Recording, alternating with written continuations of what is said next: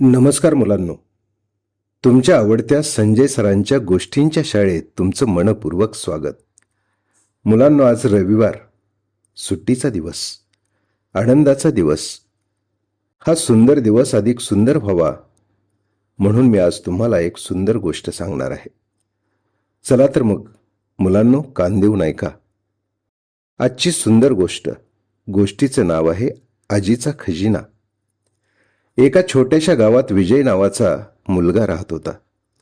उन्हाळ्याची सुट्टी लागली होती. विजय दिवसभर मोबाईलवर खेळ खेळायचा.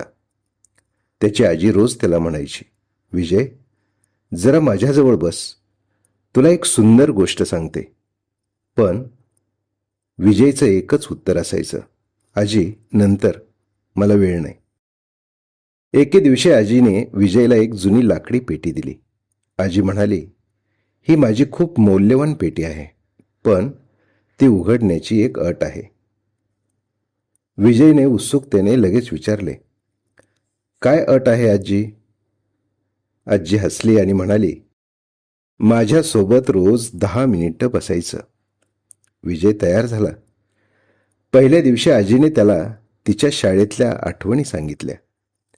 दुसऱ्या दिवशी तिने प्रामाणिकपणाची गोष्ट सांगितली. तिसऱ्या दिवशी तिने पक्ष्यांवर प्रेम कसं करावं हे सांगितलं.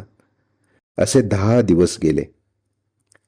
आता विजयला मोबाईलपेक्षा आजीसोबत बसायला, गप्पा मारायला जास्त आवडू लागलं.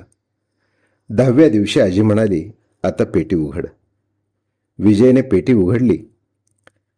पेटीत ना सोने होते ना पैसे होते.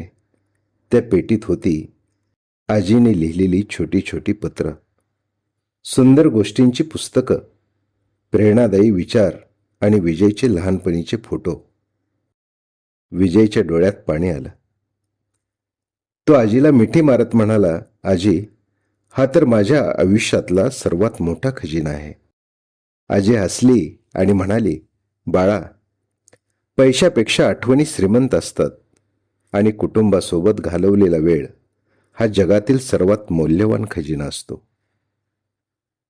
तात्पर्य, आपल्या माणसांसोबत घालवलेला वेळ हा कोणत्याही संपत्तीपेक्षा मौल्यवान असतो.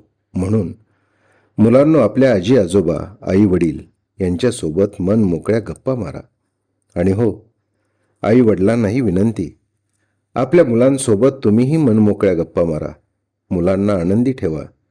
मुलांनो, गोष्टी संपतात, पण त्यातून मिळालेला विचार आयुष्यभर सोबत राहतो.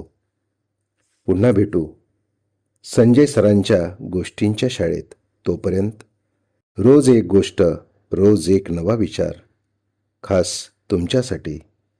धन्यवाद.